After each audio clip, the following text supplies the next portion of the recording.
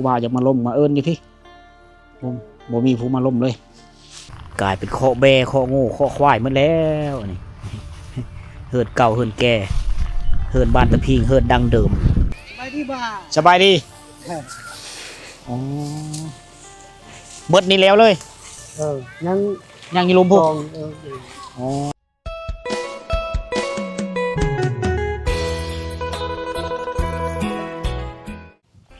ตะไปแหละกระจงโอ้มาอยู่ผู้เดียวอยู่พี่เนาะมาปีนี้เพิ่งงามกว่าเก่ามาปีนี้ผู้บ่าวมาล้มอยู่บ่นี่นอนอยู่พี่กลางคืนบ่ได้เข้าไปนอนน้ำหมู่บ่ไปเอานอนผู้เดียวผู้บ่าวบ่กล้ามาล้มแล้วมันไก่หมู่อันเยิงแต่เยาอ๋อมาได้หลายมื้อแล้วไปอยู่บางกระดอดูนบ่อยู่บางกระดอเฮิงบ่ดูนเอาวิอยู่พุ่นนะอ๋อน้องแม่อ๋อเมื่อก่อนๆเขาไปบางกระดอเจอเพิ่นตำข้าวอยู่ที่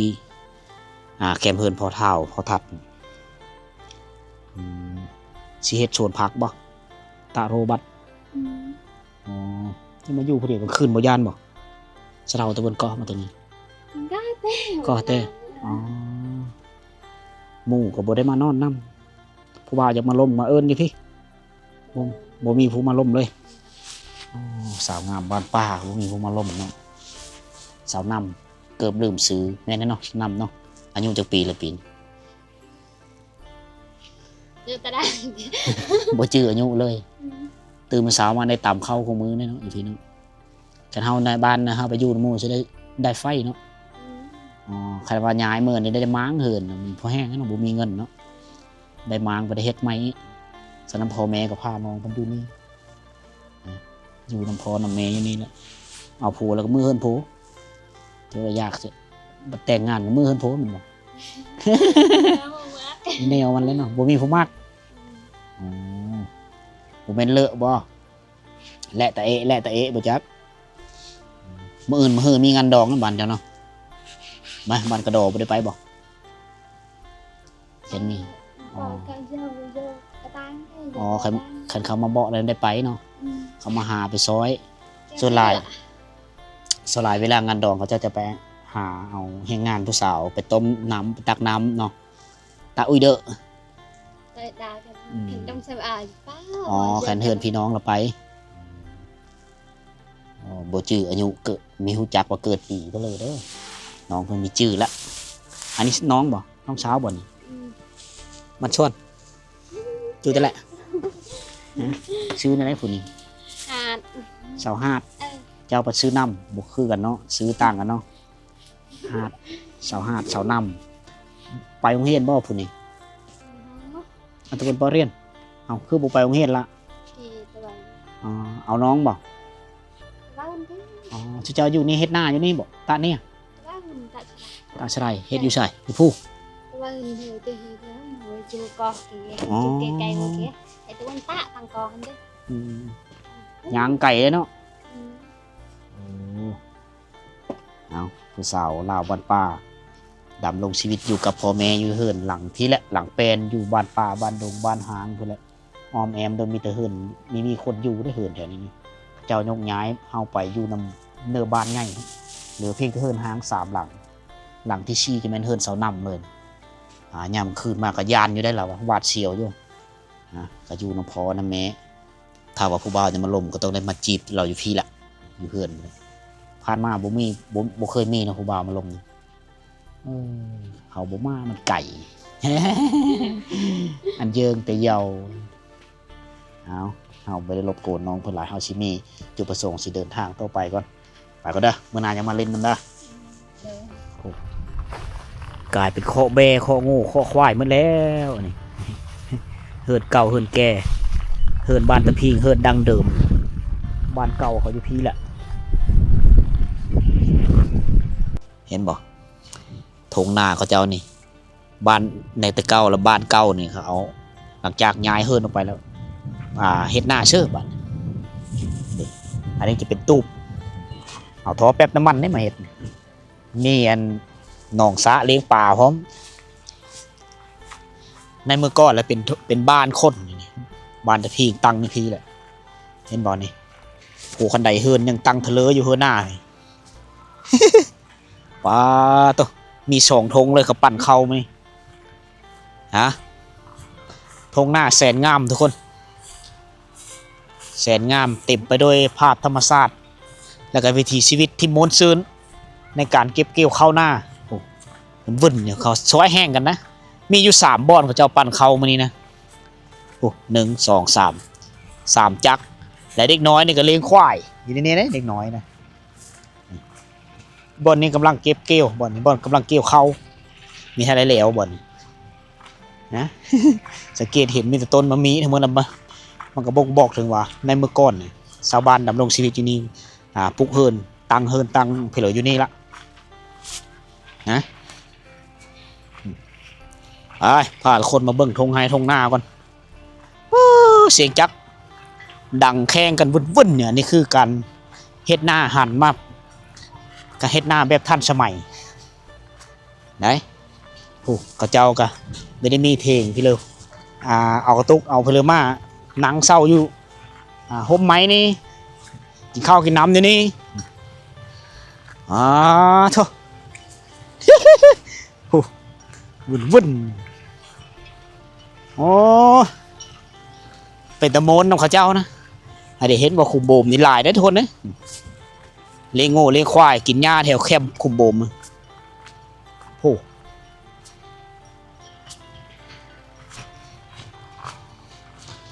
โอ้ย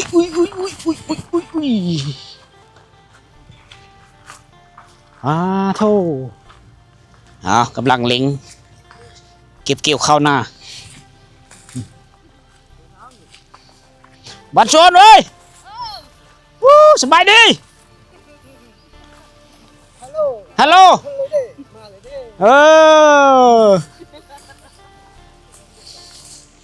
เกี่ยวข้าวเนาะสบายดีบ่าสบายดีอ๋อเบิดนี่แล้วเลย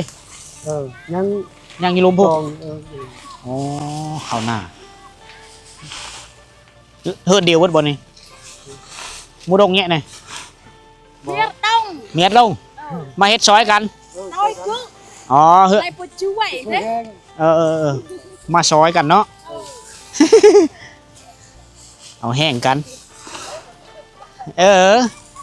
แล้วก็เอาจักมาปั้นเลยเหรอวะจักปั้นเกี่ยวเสื้อกระยางลำเทาะเสื้อนี่นะเสื้อกระเป๋านี่นะวันนี้เจ้าของหน้าช่วยนะปั่นไม่นี่เนาะโอ้3 บ่อนปั่นเขาบึ้นอันนี้คือเขาหน้าปีนี่เด้นี่เขาเจ้าก็เฮ็ดหน้าอยู่ได้เฮ็ดไห้พร้อมบ่ไห้ก็เฮ็ดไห้ก็เฮ็ดหน้าก็เฮ็ดไห้ก็เฮ็ดมันไม่ได้เข้าหลายเนาะเฮ็ดเบิดทั้งไห้ทั้งหน้าลูกเตาเราก่อมาเมื่อเลยเต็มกันอยู่ทงหน้าโอ้มันล่นลายเนาะนะข่าวจะพานอยู่คุณมันล่มถือว่าเม็ดข้าวล่นลายทุกคนเอาอีกจากมือ1 2 มือก็น่าจะสำเร็จแล้วเลยแล้วเจ้าย้ายขึ้นไปอยู่พุ่นแล้วเจ้าเนาะย้ายอยู่พุ่นแล้วเนาะอยู่บ้านในอันนี้เหินเจ้าแต่เก่าอยู่นี่เนาะเอาย้ายปีกายนี่กระหม้อให้โอ้จับในนี้ได้ผลเกี่ยวเลย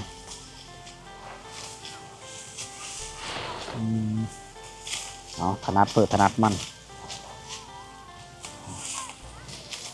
โอนจ่าโดยไปไหนเลยจ่าโดยเราคือกินข้าวอยู่ที่เลย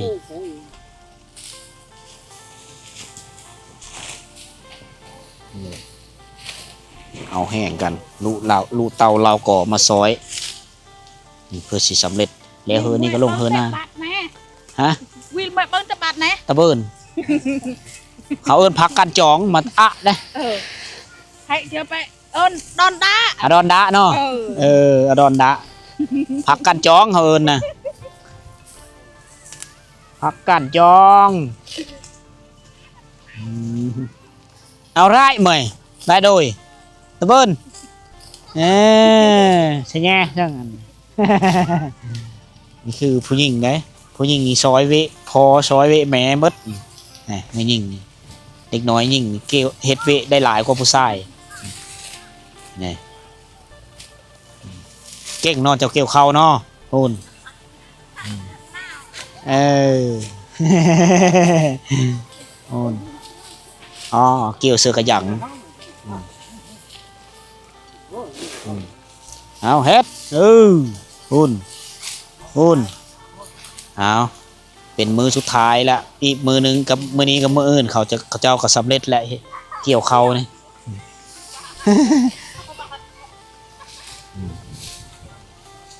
เอาโอ้ตามทงนาเขาจะมีหนูหลายได้นี่อันนี้จะเป็นหูหนูเด็กเขาเจ้าก็เฮ็ดเหวไว้ขันเหวกงขนงอย่างมือเสามาเขาจะมายามเอาส่วนเราจะเป็นหนูพุกหนูวายแถวนี้ฮะคล้ายๆคือกันตอนคนยังน้อยเนี่ยไปยามเหวหนูตามทงไฮทงหน้าเนี่ยอันจุนี่แหละแมนชูเพิร์นี่แหละเลี้ยงควายอยู่งูหนูควายแถวนี้ได้หนึ่งเอางูควายก็ต้องมีผู้เลี้ยงถ้ามีเลี้ยงมันก็มีอิ่มทุกคนเนี่ย เอาผูกธรรมศาสตร์นี่มีบนตีเลยแถวนี้แล้วว่าสงแงดแกฮะสงแงดบ่สงแงดอ๋อไม่ป่วยตะเรียกแต่ว่าสงแงดเอาสิย่างไปเบิ่งเขาปั่นเข้ากันโอ้ปั่นตลอดเลยแกเลี้ยงตลอดเลยเนาะควายเนาะเขาเจ้าปล่อยไม่ได้เพราะว่าเขาเจ้าปุมันต้นควายดับควายดอนวิถีชีวิตที่เรียบง่ายควายดอนจะเรียกปลุกก็เอิญ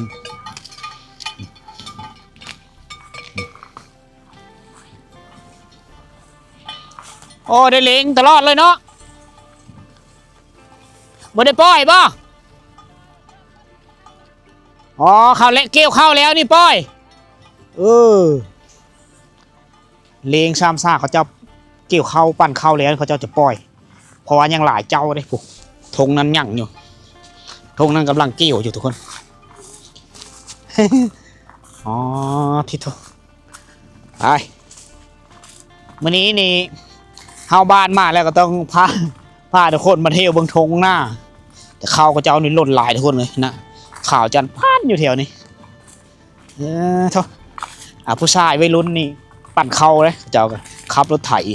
มีอยู่3 บ่อนมื้อนี้นะอยู่ธงหน้าบ้านตะพิงนี่ขึ้นฮอดอันนี้ตอนข้อยังน้อยตอนนั้นเราตีเข้าไปฟาดเข้ากินต้มไก่ได้ร้านนั้นร้านนี้แต่เก่าตกมายกมือนี่มีแล้วได้ยินแต่เสียงจักปั้นแหละเดี๋ยวนี้ทันสมัยแหละอยู่นี่เขาทันสมัยแล้วอยู่นี่เขตชายแดนเวียดนามนี่ยังได้สายจักรยีบอยู่เลยโอ้ตัวเบ็ดทันสมัยว่องไวแล้วเฮ็ดนี่ไวแล้วแบบนี้เนาะ นี่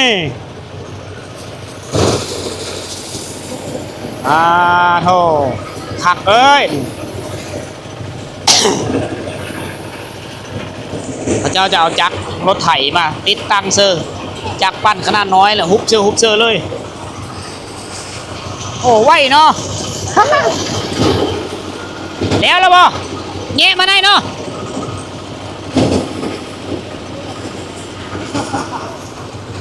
เฮ็ดพี่น้องชาวบ้านตะพิงเฮาโอ้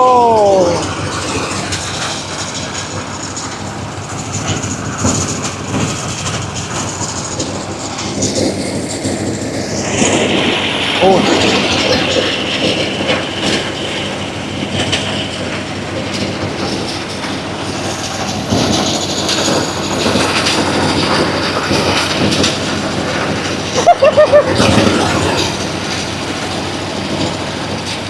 ทันสมัยแล้ว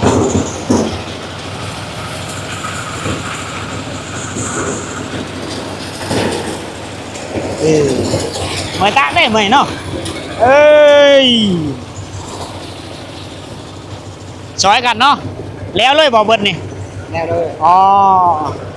น้องเขานี่ อันนี้น้องหน้าน้องมาซอยกันหน้าเจ้าแล้วเรียบร้อย แล้ว จักปันเฮาเลยปัน จากบ้านเจ้าคักเนาะเอาไอ้น้องเพลมีก็เอามาซอยกันสังเกตบอกเอาเนาะเอ้ยไม่ยิงกับเสื้อเป๋า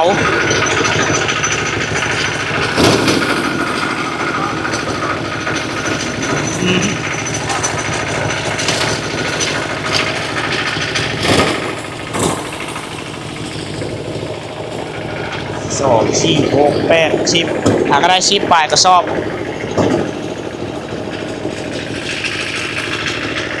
เพื่อจะสำเร็จแล้วทุกคน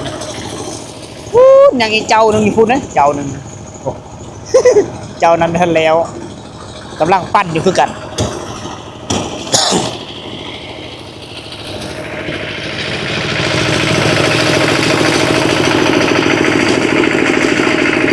ผู้หญิงทุบเสื้อกระยัง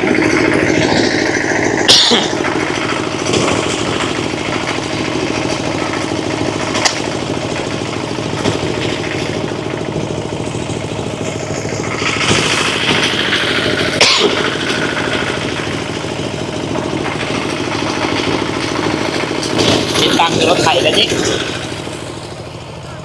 เอาทางพ้นกำลังแก้เมื่อแล้วปั้นแล้วทางนั้นปั้นแล้วเรียบร้อยแล้วทุกคน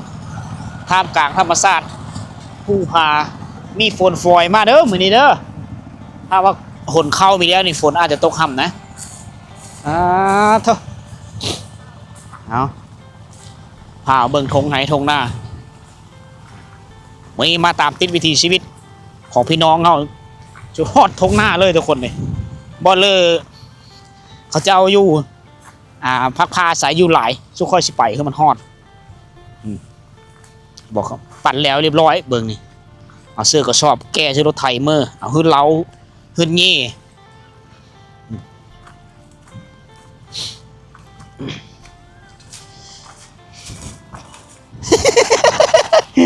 มันไหนป่วยปนไหนเรียบร้อยแง่เลยอ๋อไหวเนาะจากปั่นขนาดน้อยพอดีสะดวกสบายถือไปถือมาเอาไปเอามาง่ายได้หลายสอบเต็มเนาะอันนี้คือข้าวหน้าปีของเขาเจ้า